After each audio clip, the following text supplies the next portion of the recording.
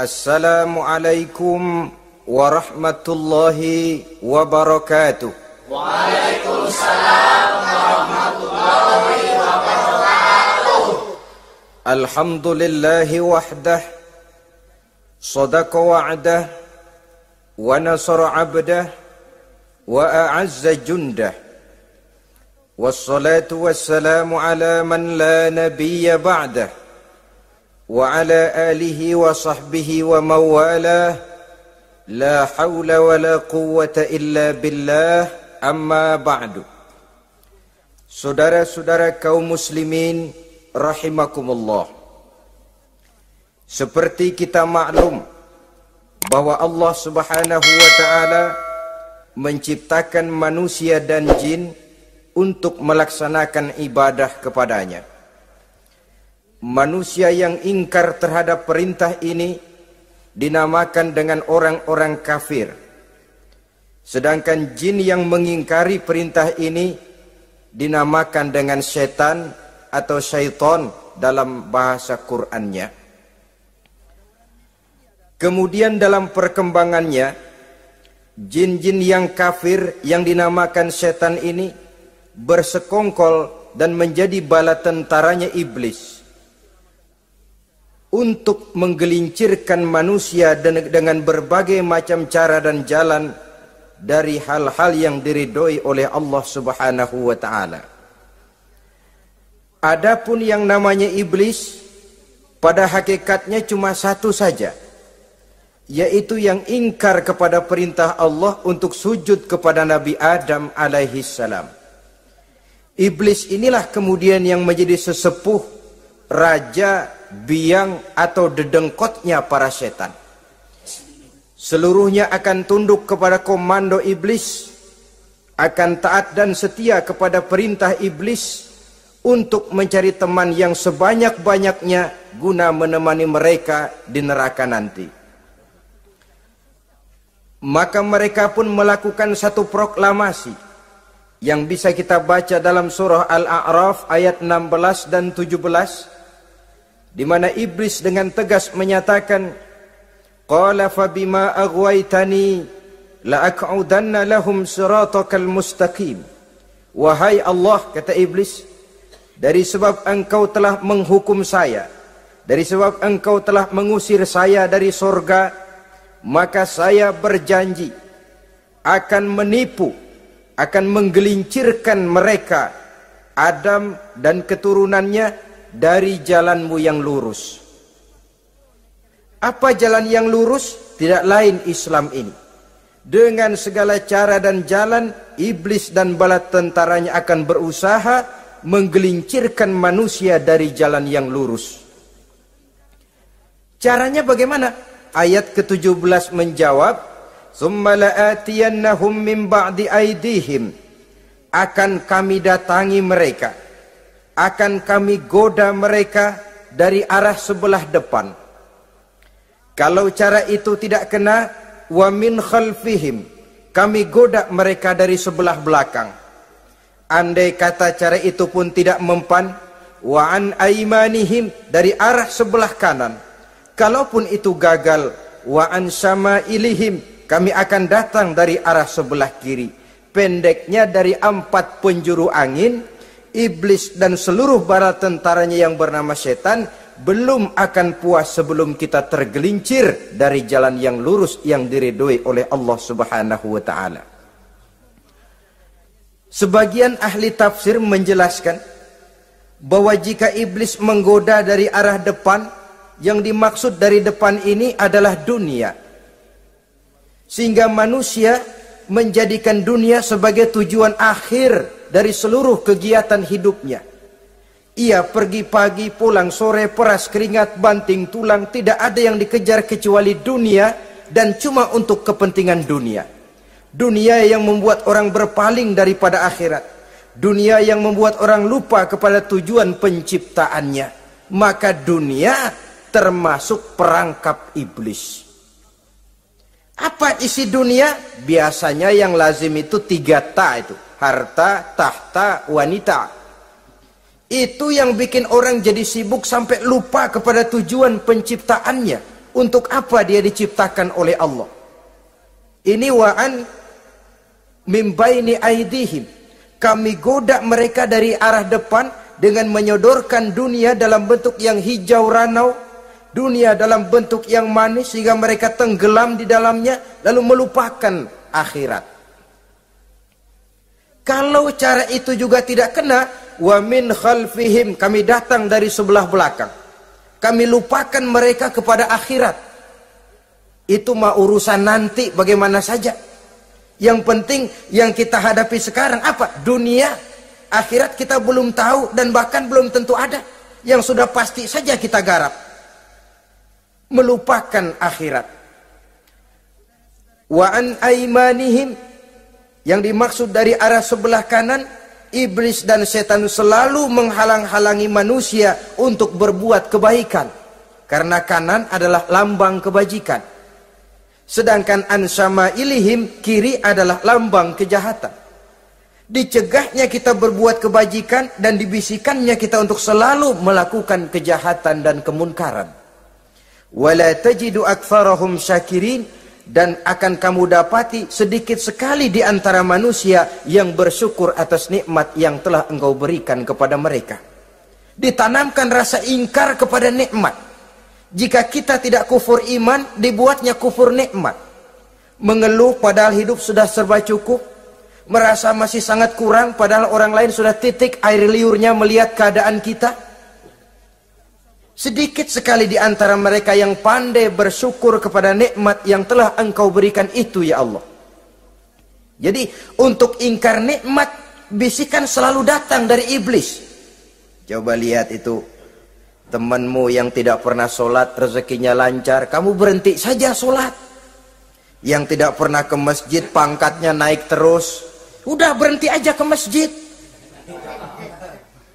Atau setidak-tidaknya mengeluh dalam hati, Tuhan kayaknya tidak adil, kenapa saya rajin sholat kok rezeki seret bener. Padahal pada dasarnya kalau kita mau berpikir dalam bentuk yang paling mendasar, Allah selalu memberikan yang terbaik untuk kita. Jika begini keadaan kita, inilah yang terbaik buat kita menurut pertimbangan Allah. Jika kita menuntut lebih lagi, mungkin dengan keadaan yang lebih itu kita bisa tergelincir. Dan Allah lebih tahu itu. Sebagai pencipta manusia, Allah lebih tahu tentang kemungkinan-kemungkinan yang bisa didapat dan dicapai oleh manusia.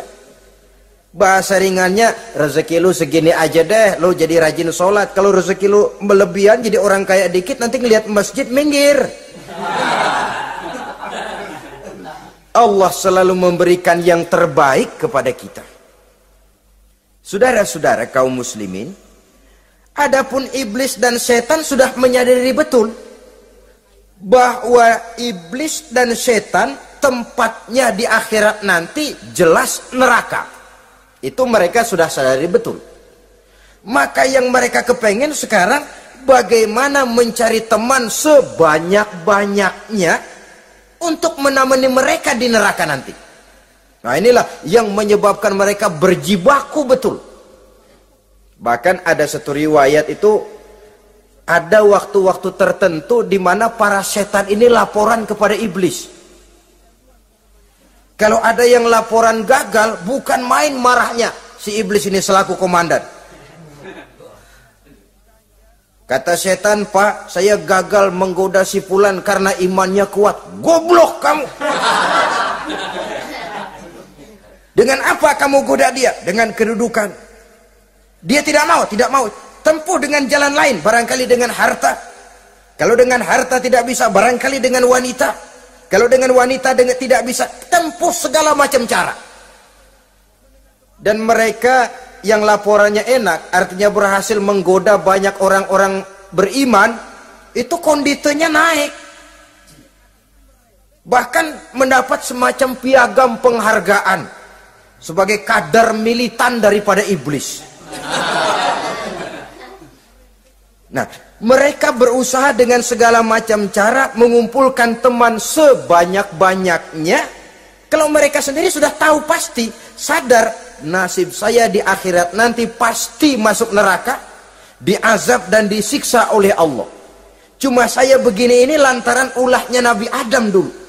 Maka anak-anak cucu Nabi Adam harus menjadi teman-teman saya sebanyak-banyaknya guna menemani saya di dalam neraka.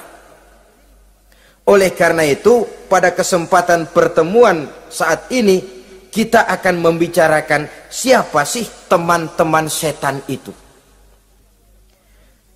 Diriwayatkan dari Wahab bin Munabbih bahwa pada satu hari iblis diperintahkan oleh Allah untuk datang kepada baginda Rasulullah sallallahu alaihi wasallam dan menjawab segala pertanyaan yang diajukan oleh baginda Nabi. Datang iblis dalam bentuk orang tua pakai tongkat. Jadi iblis itu bisa malih warna, dia termasuk jenis makhluk halus toh, seperti halnya jin dan malaikat itu bisa malih warna sesuai dengan yang mereka kehendaki. Ketika datang, baginda Nabi bertanya, "Man anta?" Siapa kamu? Dia jawab, "Ana iblis." Saya iblis. Jujur. "Limadza ji'ta?" Mau apa kamu datang kemari? Kata baginda Nabi. Dijawab oleh iblis, "Innallaha amaroni an atika wa ujibaka an kulli ma sa'altani." Allah memerintahkan saya untuk datang kepadamu dan menjawab segala pertanyaan yang engkau ajukan kepada saya. Nah, atas pernyataan ini baginda Rasul kemudian bertanya dengan dua pertanyaan. Pertanyaan pertama, iblis, "Kam ikhwanuka min ummati?" Ada berapa sih teman-temanmu dari golongan umatku? Dari golongan umatku, umat Islam ini, bukan orang lain. Kalau orang kafir sih sudah jelas, itu memang CS-nya iblis. Tapi dari umatku, siapa saja yang jadi teman-teman kamu iblis? Menjadi antekmu, menjadi alatmu sejak dari dunia sampai ke neraka nanti. Atas pertanyaan ini iblis menjawab, "Teman-teman saya dari golongan umatmu ya Muhammad, asyarun, ada 10 orang. Ada 10 orang yang merupakan teman-teman iblis dari dunia sampai ke neraka." Siapa mereka? Pertama kata iblis, "Teman saya hakimun jair." Hakim yang curang. Hakim yang tidak adil. Ini bisa dimaklumi. Kenapa? Karena hakim diharapkan adalah produk keadilan. Sehingga orang mengatakan seorang hakim adalah seorang yang meletakkan sebelah kakinya di surga dan sebelah lagi di neraka. Kalau adil dia menghukum, kaki sebelah kanan yang akan menentukannya ke surga. Kalau licik dia menghukum, kaki sebelah kiri yang akan menjerumuskan dia ke dalam neraka. Saudara-saudara kaum muslimin rahimakumullah, sesungguhnya dalam kehidupan kurangnya sandang pangan bukan satunya sebab yang membuat orang menderita. Tidak teraturnya perumahan, kurangnya lapangan kerja bukan satu-satunya yang menyebabkan rakyat menderita. Tapi lukanya rasa keadilan. Tidak tegaknya hukum sebagaimana yang diharapkan. Itu juga bisa menjadi sumber nestapa, bisa menjadi asal dari segala derita. Oleh karena itu, hakim yang tidak adil, hakim yang curang, yang menghukum tidak berdasarkan hukum, tapi berdasarkan kepentingan, berdasarkan pesan sponsor, hukum bisa dibeli, ada istilah mafia peradilan. Hakim-hakim macam ini yang akan menjadi teman-teman iblis. Dan tiap kali palu akan diketuk, iblis sudah bukan main sibuknya. Kekuasaan di tanganmu, hijau katamu, hijau yang akan berlaku, merah kau ketok, merah yang akan jadi keputusan. Orang lain tidak tahu ini kesempatan untuk jadi kaya, ini kesempatan untuk naik pangkat, manipulir hukum, tidak ada yang tahu karena orang banyak yang awam dengan hukum. Saudara-saudara kaum muslimin, kalau hukum sudah bisa dibeli, atau kalau hukum cuma untuk orang-orang kecil saja, ada kelompok-kelompok yang kebal hukum, maka akan timbullah kiamat di masyarakat, di mana yang kuat makin kuat, yang lemah selalu menjadi mangsa. Oleh karenanya, hakim yang serong, hakim yang durjana merupakan teman-teman setan, merupakan teman-teman iblis dari dunia sampai ke neraka nanti. Ini yang pertama. Oleh karenanya, pada dasarnya setiap kita adalah hakim untuk keluarga. Dalam pergaulan hendaklah adil di dalam memutuskan segala sesuatu. Lebih-lebih hakim yang memang menjadi pengayom masyarakat. Bukankah lambang para hakim digambarkan dalam bentuk neraca yang berimbang, tidak berat ke kiri, tidak juga berat ke kanan, dalam arti objektif memberikan keputusan sesuai dengan hukum, sehingga masyarakat terlindungi. Dan hakim yang adil secara praktis adalah musuh daripada setan. Dimanapun setan dan iblis paling gak demen sama hakim yang adil. Itu merupakan musuh besar bagi setan, yang menyalahkan yang salah, membenarkan yang benar. Walaupun yang salah orang besar, yang benar orang kecil. Dan kita memang oleh baginda Nabi diajarkan satu doa, Allahumma arinal haqqa haqqa warzuqna tiba'ah. Ya Allah, perlihatkan kepada kami bahwa yang benar itu benar. Sebab sering kita lihat yang benar jadi tidak benar. Ini memerlukan kekuatan batin. Yang benar tampakkan kepada kami kebenarannya ya Allah. Sebab sekarang banyak ketidakbenaran yang dikamuflase, banyak ketidakbenaran yang diberikan lipstick sehingga kelihatannya menjadi benar. Ini baik doa ini saya pikir dibaca oleh para hakim. Allahumma arinal haqqa haqqa. Ya Allah, perlihatkan kepada saya bahwa yang benar itu benar. Dan tidak cuma sekedar itu, warzuqnit tiba'ah. Berikan kekuatan kepada saya untuk mengikuti kebenaran itu. Sebab kadang-kadang terjadi juga dia tahu yang benar itu benar, tapi tidak punya keberanian moral untuk mengatakan bahwa itu benar. Dia tahu itu barang yang hak, tapi tidak terpanggil mengikuti yang hak, tidak punya kekuatan moral untuk mengikutinya. Lalu doa ini pun disambung, wa arinal batila batilan warzuqna ijtinabah. Wahai Allah, perlihatkan kepada kami bahwa yang batil adalah batil, bahwa yang salah adalah salah, bahwa yang munkar adalah munkar. Berikan kepada kami kekuatan untuk menjauhi yang munkar, yang batil, yang zalim.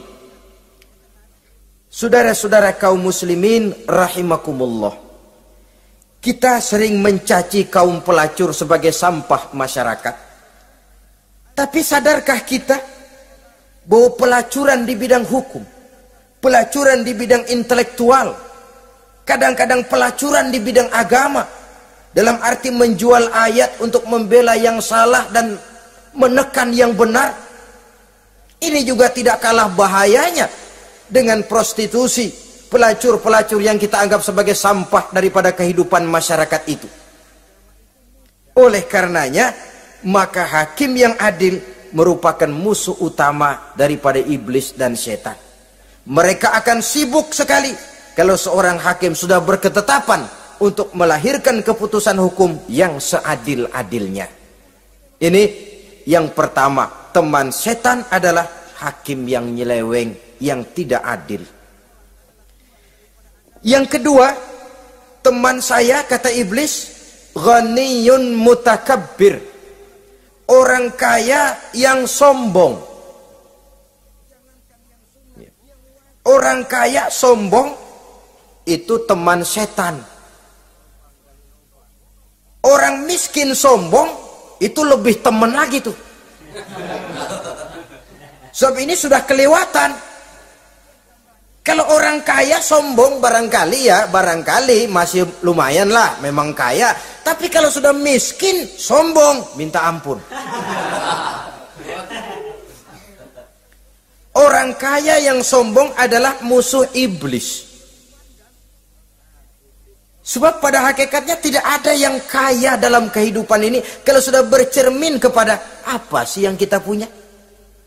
Nabi Sulaiman karena merasa menguasai antara masyrik dan maghrib, satu hari pernah mohon izin kepada Allah. Ya Allah, saya mohon izin kepadamu untuk memberikan makan kepada seluruh makhluk-makhlukmu sekedar satu hari saja. Baik.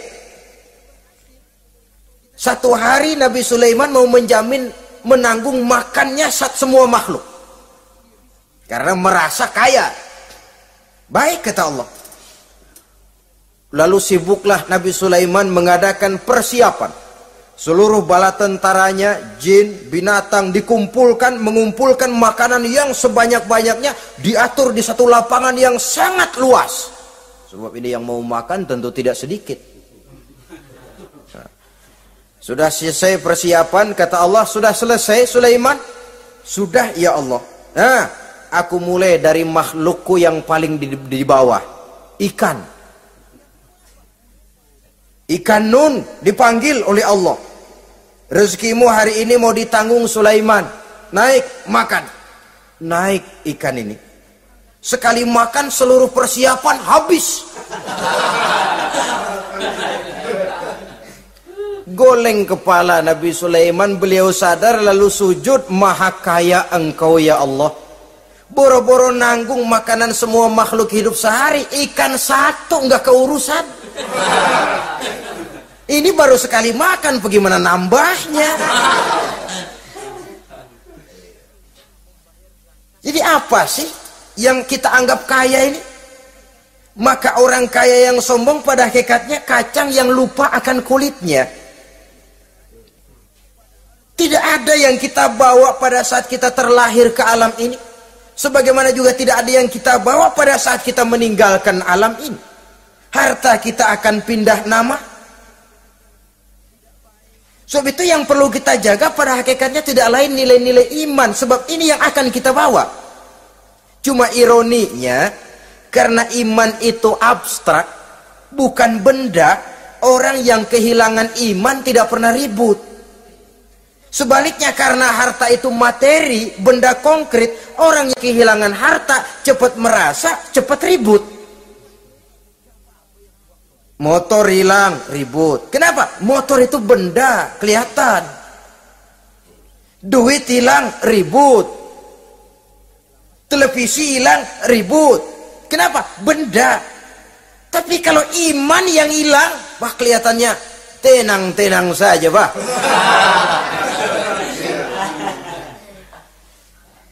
Padahal ini usaha iblis, bagaimana orang kehilangan iman, menjadi kafir, masuk grup dia untuk menemani dia di dalam neraka nanti. Dia gelincirkan iman kita, dan kita sering tanpa terasa telah mengalami pergeseran nilai-nilai iman, kalau tidak tergusur sama sekali.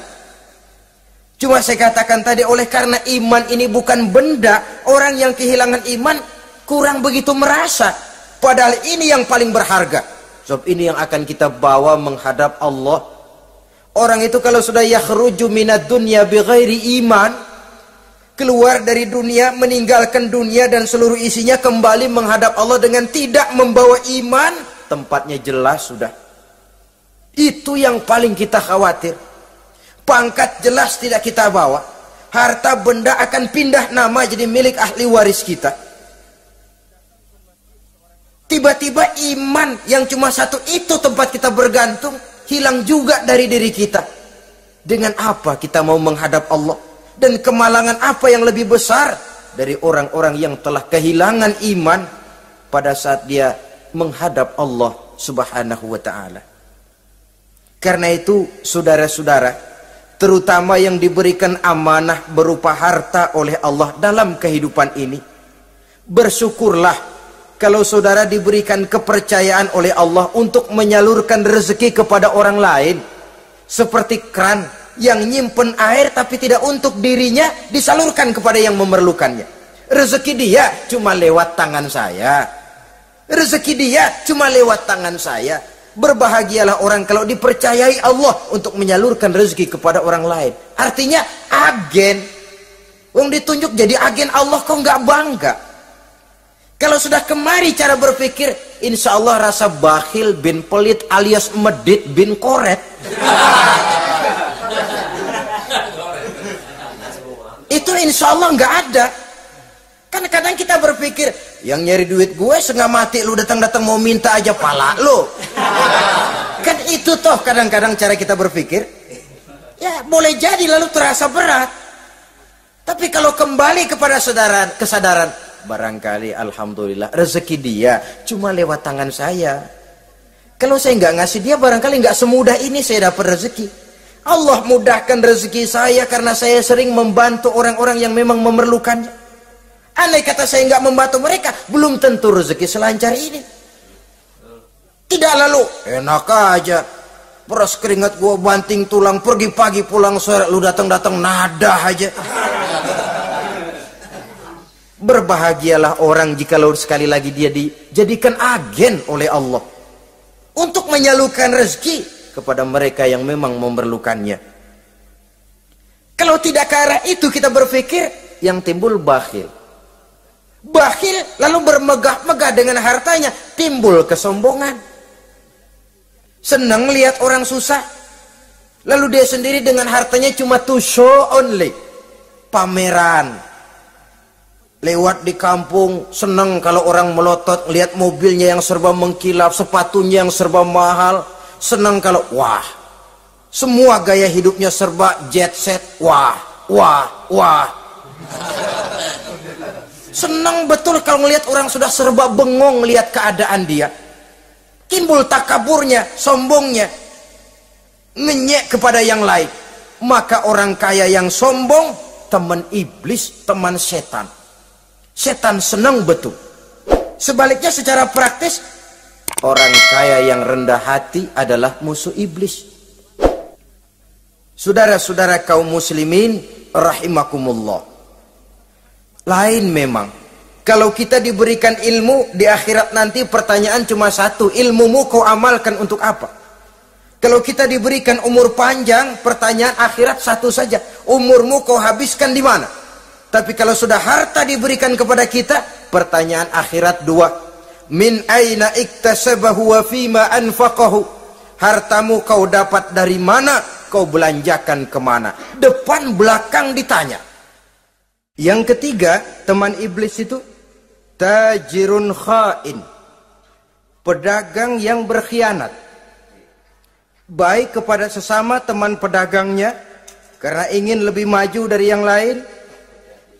Terjadi persaingan yang tidak sehat di berbagai bidang bisnis, ataupun kepada para pembelinya, dengan mengatakan barang yang baik adalah barang yang tidak baik menjadi baik. Sebab pada dasarnya apabila kaum pengusaha sudah berkhianat, akan timbul kegoncangan ekonomi. Dan kegoncangan ekonomi dampaknya adalah melahirkan kelas-kelas kemiskinan. Kemiskinan merupakan satu perangkap iblis. Biasanya orang kalau udah melarat, udah dekat banget sama kafir. Kalau tidak dilatar belakangi oleh nilai iman yang kuat.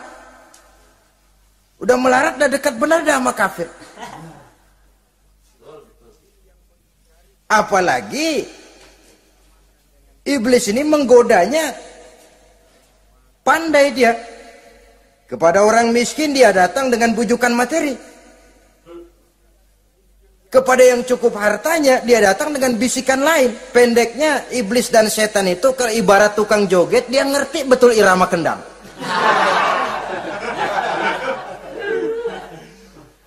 Di mana kelemahan orang itu dia selidiki, dia pelajari, dari arah situ dia masuk.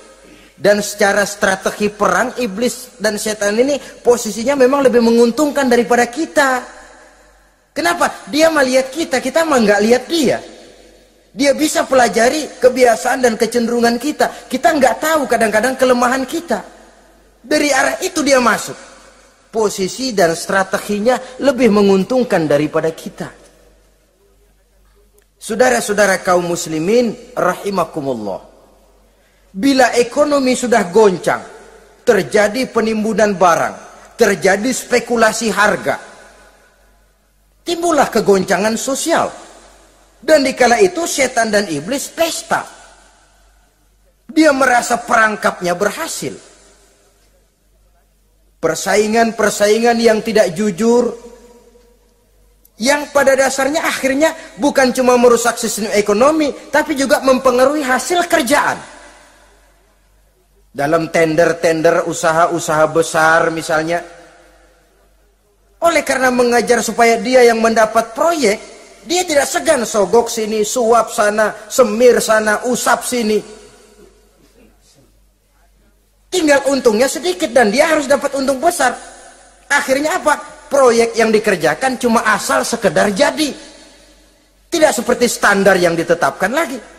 Juga tidak merupakan kesalahan yang sepenuhnya harus dibebankan kepada dia. Kesalahan yang merupakan siklus. Mata rantai sudah lingkaran setan. Itulah sebabnya sering saya ungkapkan kalau manusia sudah jadi teman setan, lebih buas daripada bajing. Karena bajing cuma makan kelapa, tapi bajingan udah apa saja dimakan. Sudah jadi teman-teman iblis, tidak ngerti halal haram, hak dan batil. Ini kepentingan pribadi apa kepentingan orang banyak, yang penting sikat saja. Jadi yang ketiga ini targetnya memang kekacauan ekonomi. Yang kemelaratan, kemiskinan merupakan tangga untuk sampai kepada kekafiran. Dan iblis tahu betul itu.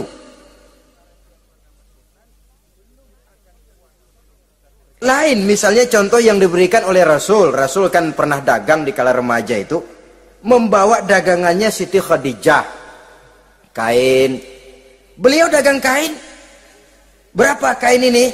Oh, kalau ini saya ambil dari Ibu Khadijah 25 rupiah. Saudara mau beli saya berapa terserah asal saya ada untungnya. Dan kalau modalnya 25, betul-betul beliau bilang 25. Jujur. Kita kan enggak, udah bohong campur sumpah lagi.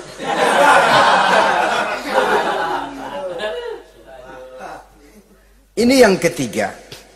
Yang keempat, teman-teman setan, teman-teman iblis, syaribul khamr. Orang yang minum arak, pemabuk, itu teman setan. Bahkan divonis tidak beriman orang yang pada saat meninggal dunia di dalam perutnya itu masih ada khamr. Tidak beriman divonis. Jadi dalam satu pesta di mana disediakan minuman-minuman keras, iblis itu sudah masang perangkap. Dan bila minuman itu dihampiri orang, dia mulai senang, wajahnya berseri-seri. Kalau minuman dituang ke gelas, dia tepuk tangan. Bila minuman mulai mengalir ke tenggorokan, dia jijimprakan iblis. Girang bukan main. Saudara-saudara kaum muslimin rahimakumullah. Kenapa pemabuk merupakan teman setan? Karena dalam keadaan mabuk, orang kehilangan daya kontrol. Perbuatannya nyaris tidak terkontrol lagi. Tidak ada rahasia, tidak ada harga diri, tidak ada sifat memelihara. Dan itu ciri-ciri daripada iblis. Syaribul khamr, orang yang suka meminum minuman keras. Itulah sebabnya memang dalam hidup ini kita harus punya filter. Allah selalu menghendaki yang terbaik dan memilihkan yang terbaik untuk kita. Kalau sudah itu minuman yang baik kata Allah, itulah memang yang baik untuk kita. Kalau itu dilarang oleh Allah, itulah memang yang tidak baik untuk kita. Jadi kalau sudah qat'i dalilnya, gak usah buang energi menyelidiki apa manfaatnya. Kalau Kalau sudah qat'i dilarang, nggak usah buang energi menyelidiki apa bahayanya khamr. Allah tidak akan melarang sesuatu yang mengandung manfaat. Yang dilarang Allah tentu yang membawa mudarat dan bahaya di dalam kehidupan. Bukankah sekarang ini minuman keras sudah merupakan penghias pesta? Merupakan kebanggaan di kalangan remaja? Termasuk dalam kata khamr ini ya morfin, ganja, narkotik, dan yang sejenis dengan itu. Orang sudah merasa bangga kalau sudah fly to the sky, membumbung ke angkasa, katanya dunia ini luas, lupa segala macam persoalan. Tapi sampai kapan? Sampai kapan orang merasa membumbung? Sampai kapan orang merasa bisa meninggalkan segala persoalan? Sampai mabuknya selesai? Ya kalau gitu mabuk aja terus. Lalu apa artinya kehidupan ini? Mabuk kan nggak ngerugiin orang lain. Kalau saya nyolong kan ngerugiin orang lain. Kalau saya korupsi ngerugiin orang lain. Kalau saya zina jelas ada orang lain yang dirugikan. Tapi minum khamar, siapa yang rugi? Uang saya. Saya beli dengan uang saya, yang minum pun saya. Siapa yang rugi? Saudara, ini pemikiran sepihak namanya. Pertama jelas merugikan diri sendiri. Kesehatan terganggu, pertumbuhan IQ, ya, daya pikir jadi jumud bin beku. Tidak ada idealisme ke arah depan. Yang ada ya, yang dipikirkan ya, yang di depan hidungnya saja. Dan konon itu pada mulanya memang orang kan sifatnya cuma ingin tahu. Nyobain, ketagihan. Ya kalau orang tuanya masuk golongan have, mampu. Kalau orang tuanya termasuk ekonomi lemah, sedangkan kecanduan hal yang tidak bisa ditangguhkan. Orang yang sudah kecanduan minuman keras, sekali dia tidak minum, sudah bukan main rasanya. Orang yang sudah biasa minum ganja, morfin, narkotik, satu kali dia tidak bertemu itu, sudah nggak keruan rasa. Orang tuanya tidak mampu, kenapa lalu nggak ngelamun yang negatif? Ya kalau dia keluarga have, orang tuanya masih ngelarang, dia bisa jual hal lain di rumahnya yang ada harganya. Tip deka itu, video kah itu, mobil kah digade dulu. Kalau di kampung, anak-anak muda yang menengah ke bawah, kenapa nggak ayam orang disamber? Terjadilah perbuatan negatif yang akhirnya merembet kepada merugikan orang lain. Hakikatnya zohirnya memang pada mulanya hanya merugikan diri sendiri, tapi lambat laun akan merembet juga kepada merugikan orang lain. Oleh karena itu pantas kalau dalam perjalanan Mi'raj begitu hendak start dari Masjidil Aqsa menghadap Allah, kepada baginda Nabi disodorkan 2 gelas minuman, segelas susu dan segelas arak. Muhammad, kau ambil salah satu minuman itu, kau minum. Mantap, Nabi mengambil gelas yang isinya susu lalu beliau minum. Selesai minum kata Jibril, "Shaddaqta ya Muhammad, laqad asabtal haq." Kamu benar Muhammad, pilihanmu tepat. Kenapa? Untung saja susu yang kamu minum. Kalau arak yang kamu ambil, kamu pilih dan kamu minum, pasti umatmu bakal pada jadi umat teler semua nanti. Nabi milih susu saja umatnya masih banyak yang teler. Apalagi kalau beliau memilih khamr waktu itu.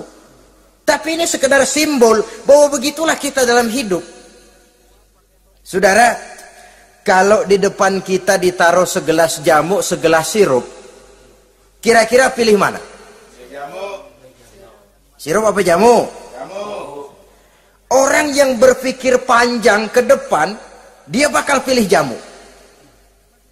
Memang pahit, getir, nggak enak, tapi besok pagi badan enteng, kerja semangat, berpikir cerdas, gairah ada. Orang yang pikirannya pendek, ngapain jamu getir nih, sirup nih, manis ini. Dia minum, bukan main manisnya, besok pagi bibir pada jontor. Begitulah dalam kehidupan ini. Maka hendaknya kita berusaha dengan sekuat kemampuan untuk menghindarkan diri dari minuman keras dan pengaruh-pengaruhnya. Yang kelima, teman iblis itu al-qattat, tukang-tukang fitnah. Itu suling iblis itu, trompet setan. Sebab apa? Benar kalau Quran mengatakan, Nabi mengatakan al-fitnatu asyaddu minal qatli. Fitnah lebih bahaya dari pembunuhan. Sebab apa? Pembunuhan membunuh orang secara langsung. Fitnah membunuh orang pelan-pelan. Kalau mati mendingan cepat daripada pelan-pelan. Pelan-pelan mati, cepat mati enakan cepat, nggak ngerasain sakit. Fitnah membunuh orang pelan-pelan. Nama baik orang hancur, dicoreng-moreng di tengah masyarakat. Maka tukang-tukang fitnah, teman-teman setan dari dunia sampai ke neraka nanti. Karena fitnah lebih bahaya daripada pembunuhan. Mengada-ada yang tidak ada diada-adakan, fitnah. Melebih-lebih, berita semeter jadi 3 meter, yang 2 meter. Ya kalau positif, kalau negatif, fitnah. Memang orang bilang kalau kita nitip duit jangan harap lebih, kurang bisa. Tapi kalau nitip omongan jangan harap kurang, pas saja sudah untung itu. Biasanya lebih, namanya omongan. 1 meter jadi 2 meter, 2 meter jadi 3 meter. Itu sifat dari yang namanya omongan. Kita kirim uang, udah nggak bakalan lebih dah. Ini nitip uang sama saya 50.000, tambahin 10.000, langka yang berpikir begitu. Kurang malah bisa. Enak aja nitip, gua kan kemarin pakai ongkos. Hitung transport misalnya. Tapi kalau sudah nitip omongan, pas saja sudah untung loh. Biasanya malah lebih.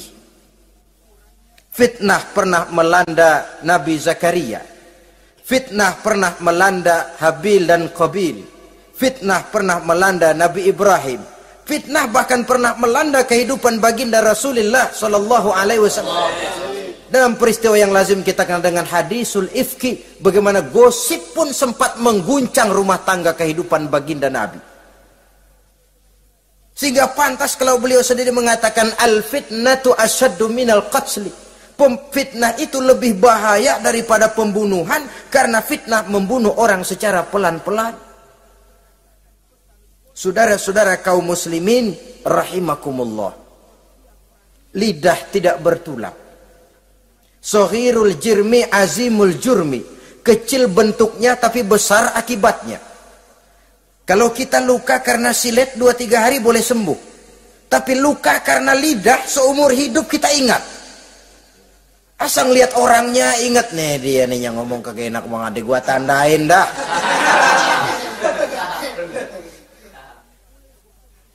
Itulah sebabnya pepatah bilang salamatul insan fi hifzil lisan. Orang akan selamat jikalau dia pandai menjaga lidahnya. Saudara-saudara kaum muslimin, yang keenam, teman setan sahibur riya. Orang yang riya, beramal cuma to show only, supaya ingin dipuji orang, ingin dilihat orang, riya namanya. Tidak ada ikhlas. Sebab kata Imam Ghazali, an-nasu kulluhum niyamun illal alimun wal alimuna, an-nasu kulluhum mauta illal alimun wal alimuna niyamun illal amilun wal amiluna mughtarruna ilal mukhlisun. Manusia itu pada hakikatnya mati kecuali orang alim.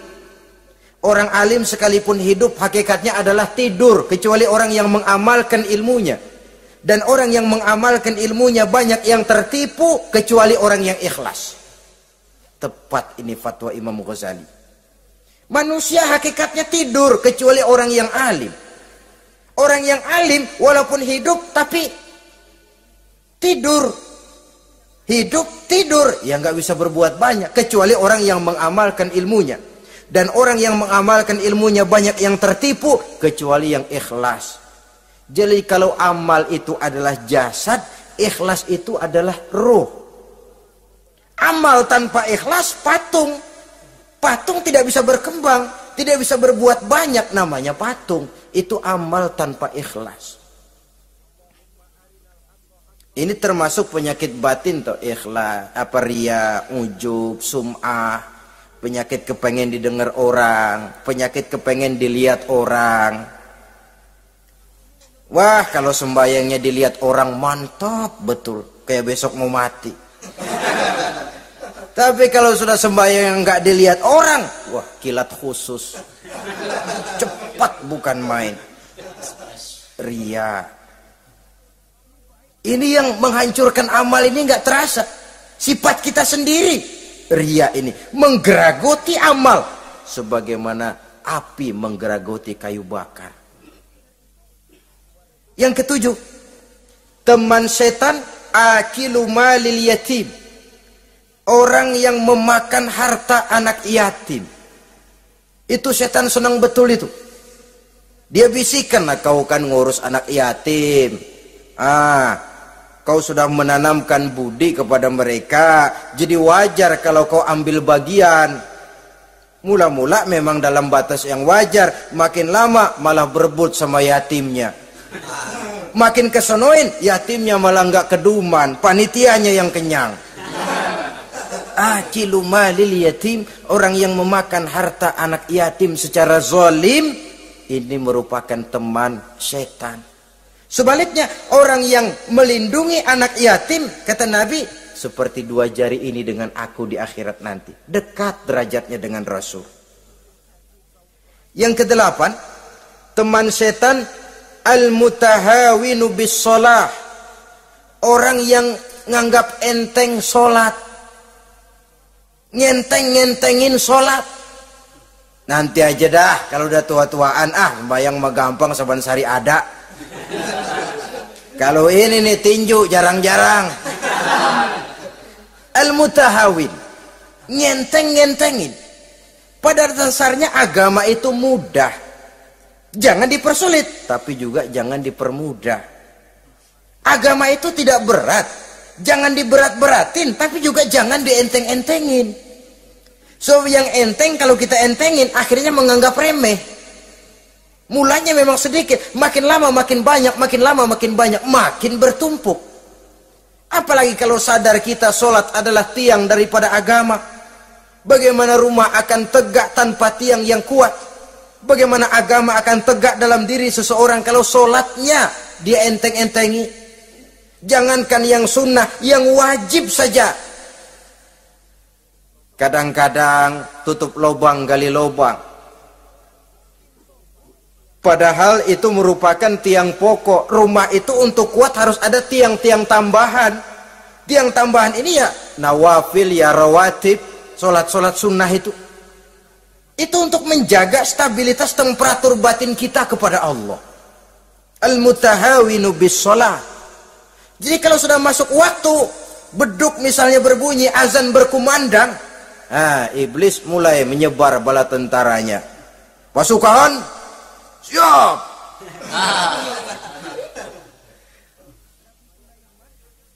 Kama yang dagang dia bisikin, sedang enaknya lo dagang, gua beli lagi banyak-banyak, sembahyang mah ada besok. Sama yang kerja, jangan ditinggal ini kerjaan, tanggung, sembahyang masih ada besok. Saudara-saudara kaum muslimin rahimakumullah. Andai kata kita berhasil, kita tinggalkan kesibukan, lalu kita pergi sholat, apa iblis diam? Setan tenang? Tidak, masih dia bisiki kita. Iya, kalau mau sembahyang ya sembahyang, cuman buruan udah. Nah, yang mau belanja, yang menunggu, bukan main. Sampai ruku kita tidak sempurna, bacaan kita semrawut, sujud kita tidak lengkap, sholat juga, tapi disitulah masuk iblis. Atau kalau itu kita berhasil cegah, ruku tertib, ada tumakninah, sujud bagus, iblis masuk lagi. Wah, memang sembahyang kamu mantap. Orang lain gak ada yang sembahyang kayak kamu. Yang timbul apa? Ujub. Sombong kepada diri sendiri. Begitu rapi sembahyang, lo ya pada kagak sembahyang, apaan lo? Gua nih. Itu sudah perangkap iblis. Jadi lewat segala macam cara dan jalan, kepada yang ibadahnya bagus ditanamkan rasa ujub. Kepada yang mau berusaha bagus ditanamkan sifat was-was, buru-buru. Saudara-saudara kaum muslimin, ini yang ke-8. Yang ke-9, mani'uz zakah. Orang yang enggan membayar zakat itu teman setan. Gak ada urusan sama zakat. Sayang-sayang harta dizakatin. Saudara-saudara, padahal zakat itu kata Nabi, zakku amwalakum biz zakat. Bersihkan hartamu dengan zakat. Jadi barangkali bercampur harta itu dengan sedikit yang tidak baik, bercampur dengan yang kotor. Zakat itu membersihkan yang lain. Kita misalnya dalam satu kelas punya murid 40 orang, 42 orang, ada 2 orang yang bandel, nggak ketulungan. Sudah segala macam cara kita perbaiki, nggak juga berhasil. Ini kan kalau nggak diatasi kan mempengaruhi yang teman-teman yang 40 orang. Untuk menyelamatkan yang 40 ini, nggak apa-apa yang 2 keluarin. Bikin pemecatan. Anak saudara, kami sudah tidak sanggup lagi mengajar. Dengan ini kami berhentikan dari sekolah yang kami pimpin untuk menyelamatkan teman-teman yang lebih banyak. Mengeluarkan yang 2 untuk menyelamatkan yang 40. So kalau tidak ini nanti ngerembet, yang 40 ngikut jadi ngeres. Itu juga harta. Zakat untuk membersihkan yang masih tersisa. Yang terakhir yang ke-10, teman setan, musuh, teman iblis, man yutilul amal. Orang yang terlalu panjang angan-angan. Penghitung bintang di langit. Yang hidup cuma ngitung jikalau. Wiridannya cuma jikalau. Tidak pernah mau berbuat, cuma angan-angan kelewat panjang. Yang ngelamun kan nggak ada sekolahan, ya siapa juga bisa ngelamun. Orang bukan tidak boleh bercita-cita, bahkan cita-cita yang mendorong kita untuk bergairah dalam kehidupan. Tapi kalau cita-cita tanpa langkah konkret, yang penting kan punya kemauan, lebihnya tawakal, nggak cukup. Pernah datang ke masjid seorang sahabat. Begitu sampai dia turun dari onta langsung menghadap baginda Nabi. Nabi tanya, ontamu udah diikat belum? Belum ya Rasul. Kenapa? Saya tawakal kepada Allah. Tuh orang diomelin sama Nabi. Ikat dulu, habis gitu baru tawakal. Betul toh. Ikat dulu tuh onta, lebihnya baru tawakal. Kalau udah diikat masih lari juga, itu tawakal. Lah belum diikat udah tawakal. Orang yang terlalu panjang angan-angan, yang akhirnya kalau tidak merusak cara berpikirnya, akan mendorong dia kepada perbuatan yang negatif untuk mewujudkan angan-angannya itu. Macam misalnya ya, pakaian kepengen bagus, harta mau banyak, usaha ogah, kerja capek sedikit tidak mau. Kepengen seperti orang-orang, lalu ngelamun. Kalau tidak jadi gila, ya merusak perbuatannya. Kan berapa banyak orang yang kepengen kaya, gagal lalu jadi sableng. Kertas koran ditumpukin, dikantongin, dia kira gepokan duit. Hawanya duit udah banyak aja. Tulul amal. Terlalu panjang angan-angan. Nah, saudara-saudara, kalau kita sudah tahu itulah teman-teman setan, teman-teman iblis, mari kita berusaha jangan termasuk salah satu di antara 10 orang yang menjadi teman-teman iblis ini. Lalu cara untuk mengatasinya bagaimana? Imam Al-Ghazali rahimahullah memberikan tuntunan. Pertama, untuk mengatasi perangkap setan, jangan sampai kita termasuk salah satu teman setan, zikrullah. Banyak ingat kepada Allah. Sebab Nabi bersabda, inna zikrullahi ta'ala fi janbi syaitan kal akillati fi janbi ibni Adam. Sesungguhnya zikrullah, zikir kepada Allah itu dapat menyakiti setan sebagaimana penyakit menyakiti lambung anak Adam. Jadi setan itu akan kurus kalau kita hantam pakai zikrullah. Setan tidak berdaya, lemah kalau kita hantam pakai zikrullah. Ingat Allah, selalu merasakan kehadiran Allah dekat dalam hidup. Itu senjata pertama. Dengan zikrullah setan kurus. Kalau udah kurus ya lemas, nggak berdaya ngadepin kita. Tapi kalau nafsu yang kita ikutin, kita umpanin tuh setan, lah gemuk. Begitu gemuk makin berleluasa dia ngutak-ngatik kita. Yang kedua, jangan mendekati tempat maksiat. Sebab man hama haulal hima yusiku ayyaqa fi. Orang yang main di pinggir kali ditakutin kecebur di kali. Jangan mendekati tempat yang cenderung membawa kita ke tempat maksiat. Saudara-saudara, yang ketiga, mengosongkan perut. Dalam arti rajin puasa, puasa sunnah. Kata Nabi, inna syaitan yajri min ibni adam majrad dam fadayyiku majariyahu bil ju'. Setan mengalir dalam diri manusia seperti mengalirnya darah. Maka persempit jalan setan dengan apa? Biljo, dengan memperbanyak lapar, bukan memperturutkan syahwat. Pantas kalau Nabi bilang, saya adalah sekelompok orang yang tidak makan kecuali kalau kami lapar, dan kalau kami makan tidaklah sampai kekenyangan. Bukan nggak kenyang, tapi nggak kekenyangan.